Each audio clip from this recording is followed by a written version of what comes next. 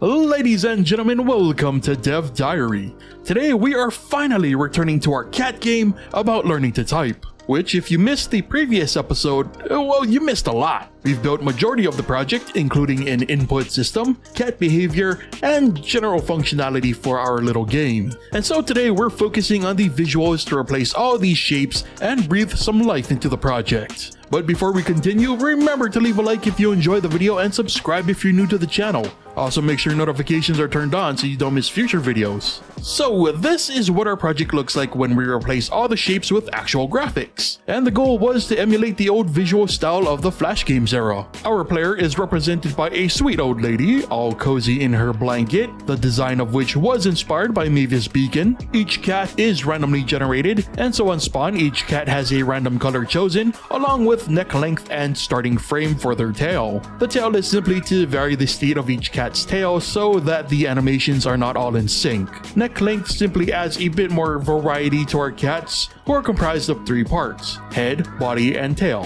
The color is self-explanatory and can be either black, white, brown, a darker brown, or orange. All cats and the player are drawn using my depth drawing system, which had to be quote-unquote hacked to include the player. Basically, the player is marked with a different identifier, allowing the draw code to use the appropriate sprites for either cat or player. The input system also received some new paint, with the target/indicator being changed from that ugly red circle to a paw print. As the player types a name, the paw print acts as, I guess, sort of a reverse cursor. Admittedly, it was tough to decide which color to use for the input text, and I'm actually not sure aqua was the best choice. Regardless, the last bit of visual additions were the particles. When a cat has been successfully adopted, they generate heart particles until they reach the player, to which they burst into an explosion of hearts before being removed from the game. And of course, angry cats will instead kick up dust as they run away, angry face and all. Now, there was meant to be more to this project. In fact, I've been holding off on this video specifically for that reason. The plan was to have each cat display a unique pattern. These patterns would be randomly generated at the start and then modified to make sure each cat looked different.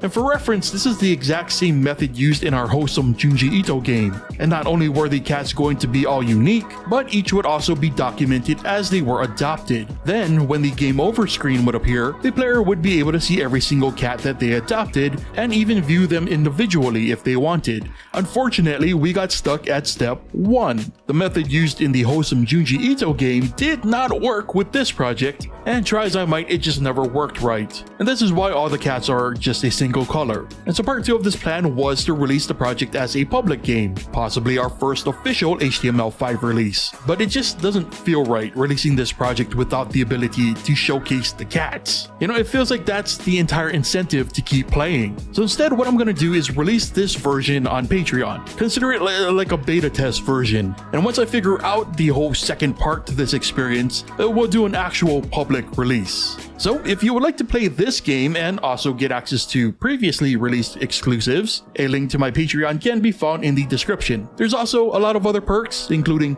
exclusive content and early access to the weekly videos before they're released on YouTube. But with that said, I'd like to know what you think of the project. Do you think that the showcase and general discovery of cool design patterns makes for a good incentive? Outside of improving your typing skills, of course. Do you think there's something better that we could have done instead? Leave any and all thoughts in the comments. And with that said, brings us to the end of today's Dev Diary, so thank you so much for watching, and I'll see you next time.